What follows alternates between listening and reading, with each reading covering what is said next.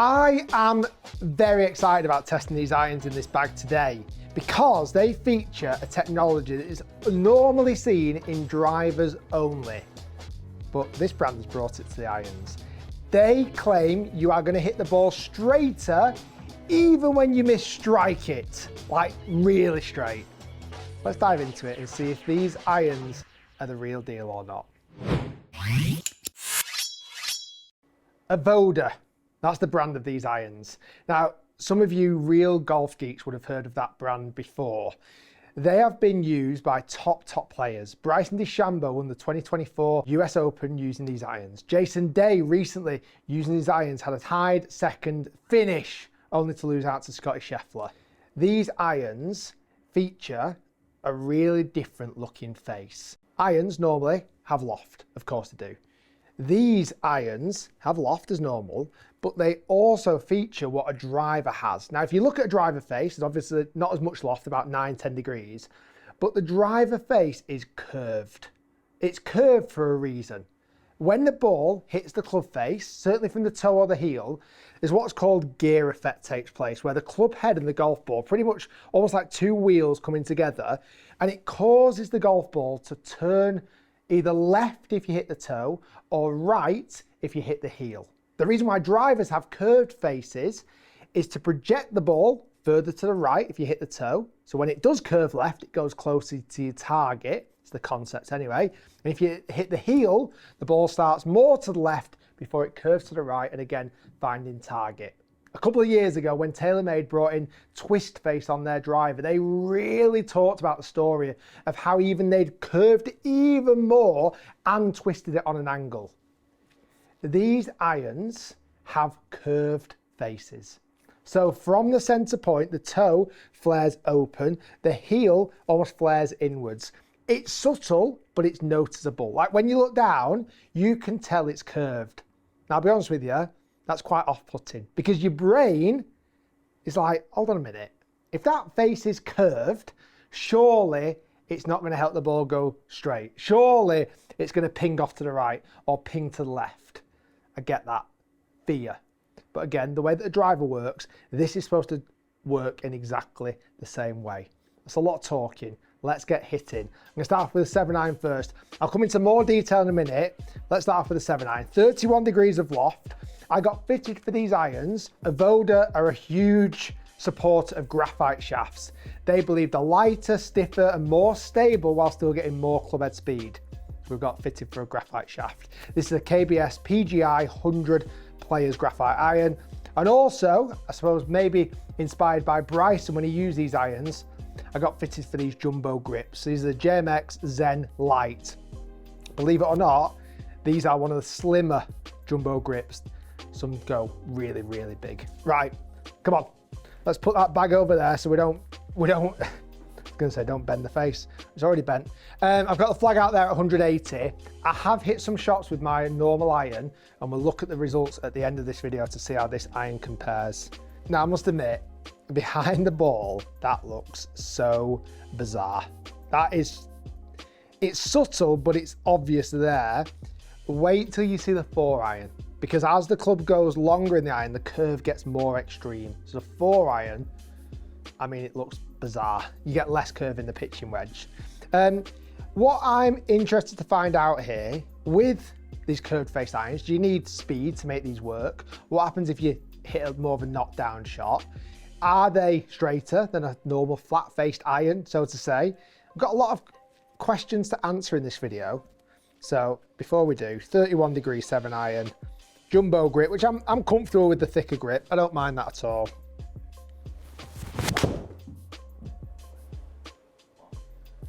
Well, that has come out straight and it's hit the green comfortably. Strike-wise, it was a little bottomy and a fraction from the heel. Would I expect that flight normally? Yeah, I probably would. Maybe from the heel, you could argue I might have seen it leak a little bit more to the right, but that's not too dissimilar to what I'd expect. I think when I'm gonna hit more toe and heel shots, which inevitably I am gonna do, I think that's maybe where we see the benefit of these curved irons, if there is any benefit, that is. But not a bad start. Very similar strike, almost identical result. I mean, let's be honest, I'm taking both those two results straight away. Like, they're both next to the pin, 3 yards offline. That was only 13 feet away from the pin. Feel-wise, even just on those first couple of shots, it's not the most satisfying feel off the iron. And like I said, they've obviously focused a lot on technology, but the iron itself, I mean, it's very, very clean. It's very modern looking. This writing here on the back is actually Hebrew, and it stands for accuracy or precision. It's the translation of it. But maybe the one thing they've sacrificed just on the first couple of shots is feel. Like, that's not the most satisfying iron I've ever felt. It's quite hard feel off the face. Like I said, I've not absolutely middled one just yet. That was middled. That was really middled. I mean, the one thing I'm impressed with so far, those 3 shots are almost on top of each other. Like, first one, second one, third one look almost like the exact same shot. I'm impressed with that so far, I really am. I've actually just put the GC Quad reflective dots on the face here as well, because when I do strike one from the toe, and I'm sure I will do, I want to show you where I've hit on the toe, and let's see what the result looks like. Oh, that was an interesting one. That was an interesting, but a little bit chunky. A little bit chunky and slightly high off the face. And again, it's just drifted to that right side of the green. Like four very, very, very similar golf shots. The one thing I'm finding harder to do this iron, I'm typically somebody who would overturn it, overdraw it. I'll show you that when I've show you the results of my 7-iron that I hit just before. This club, and I think it's a combination of a few things, maybe the curved face, maybe the thicker grip, I'm actually finding it harder to overturn. I'm actually finding this difficult to miss left. I think a lot of that might actually come down to the grip. Not quite middled it. I don't want to middle it either.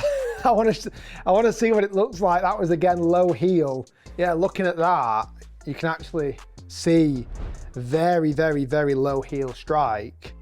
Everything else was good. Path was good. Face was good. I mean, that's a good thing. I've not missed a green yet, to be fair. Oh, okay. Okay.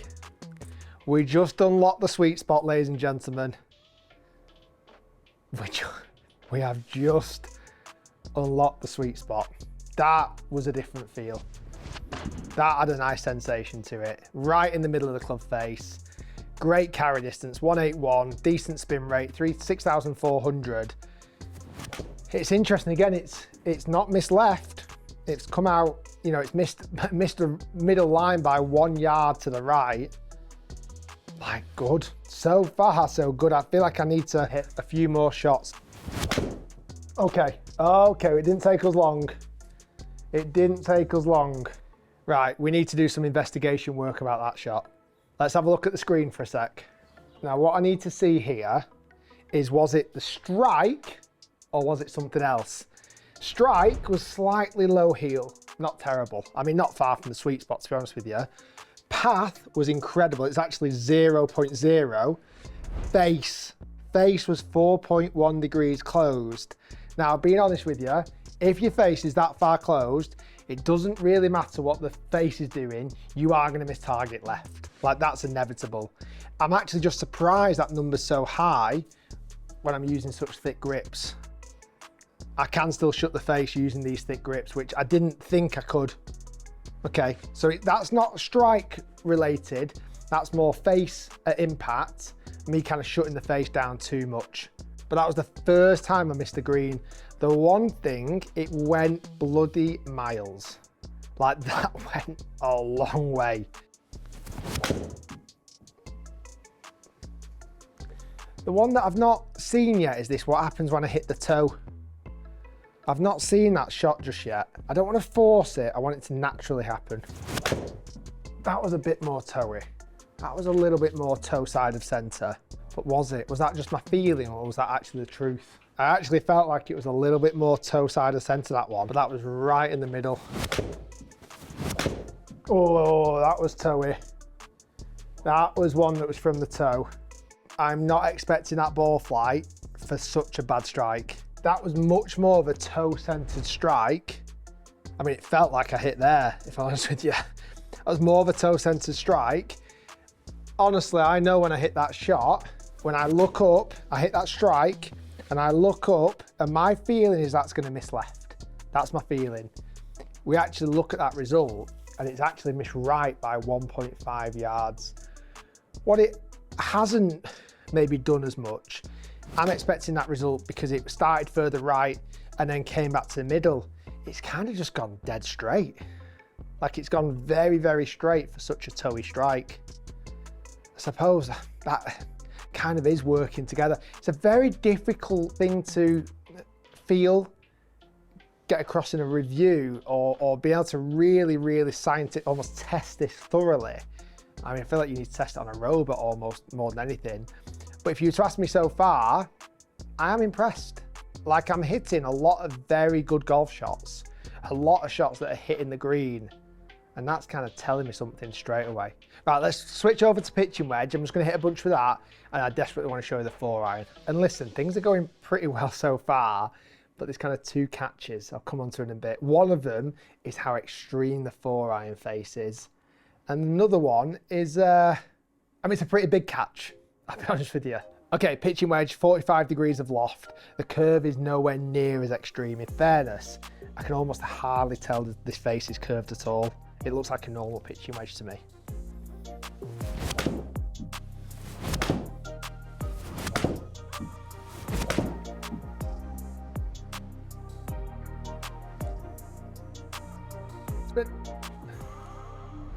That is wild. So going from the pitching wedge, which honestly looked like a normal iron, actually the results were pretty good with the wedge. Going to this, oh my goodness. It's like, if you got sent this iron, you think, well, you'd be like, there's something faulty with it. If you didn't know it had a curved face, you'd be like, that's come off the conveyor belt incorrectly. That is wild how much more curved that is. It's weird because with the driver faces are curved, but because there's not a lot of loft on it, it's not as pronounced. Because this 4-iron's got 19 degrees of loft, which by the way is strong for a 4-iron, even that 19, it looks a lot more curved. It looks like a training aid. Like it looks like a bizarre training aid. Oh my goodness. That is really weird behind the ball. Now what I'm expecting to see here potentially is more of a difference. Like I'm expecting the 4-iron, because it's swinging faster, it's more curve, there's more likeliness I'm going to hit the toe or the heel. I'm expecting us to be able to really dive into this curved face, and then we'll actually know if curved face is the future. We'll see. We'll see. Oh my goodness. That would take a lot of practice to get used to that face. Wow. Wow. That's really bloody good. First off, I'm not shocked, but I'm amazed how far it's gone. I mean, it's obviously, it says 4-iron on the bottom, but it's 19 degrees. That is strong. I used to have a 2-iron that was 18 degrees. That has come out like a bullet. 230 carry. The other big thing, I'm really impressed with the height. That's a really, really high 4-iron that I've hit there. I middled it, absolutely middled it, so I don't think the curved face comes into the equation at all, but wow. Little tiny bit heavy, but not terrible. Oh, it sounds awesome. I mean, it's absolutely coming out like a bullet. Interestingly, where the 7-iron was all leaking right side of the target line, these are all just slightly pulling left side of the target line. I mean, they're not bad shots at all, but it's just interesting how that's changed. That's so good. That is so, so, so good. That'll be an interesting one to look at strike-wise, actually. Let's just have a quick glance at that. Yeah, in fact, all of them are actually slightly coming out the heel. That one felt a little bit more heely, interestingly, but they've all been heel side of center. Trying to think, like, heel would normally curve the ball more right. Like, almost those strikes don't relate to the outcome. Like, the outcome of the shots are straighter. I would maybe expect a little bit more of a fadey ball flight, or at least the ball curving to the right. But you look at that one's really neutral. That's a super straight ball flight. Right, come on, toey. Where's the? I'm going to purposely try and hit one from the toe. I don't think this is the perfect test, but I'm not finding those toe strikes and I need one. Was that more toey? It was absolutely in the middle of the club face. I mean, I'm pretty much middling it. I shouldn't be trying to hit bad strikes, but I feel like this iron is designed for those missed strikes. Even though, again, it's weird how Bryson, Jason, they have used these irons in the past. They're obviously flushers, they hit the middle all the time. Yeah, they're using irons to help them with the missed strikes. They obviously see value in it. Oh, that was the toey one. Was it though? Was it still again? I think let's double check the strike location. Yeah, I mean, it was more toe, but still only just toe side of centre. That was a crap ball flight, to be honest. That was just a bit of a dead right one. But again, maybe historically that could move a little bit more left. All right, one more. I mean, I just can't hit a golf shot better than that. I cannot hit a golf shot better than that with a 4-iron. Okay, that was really interesting. Really interesting. I tried my best to hit as many parts of the face as possible, I'll be honest with you. I didn't fully go to the extremes of heel and toe, but I felt like I hit it fairly across the face to give an honest review of these clubs. The first thing is, like I say, looks, I think they're very, very clean. I think they're a very good looking iron when they sit in the bag. Putting them behind the ball, the pitching wedge, nobody watching would have an issue with it. Putting a 7-iron down, you might go, oh, not sure about that.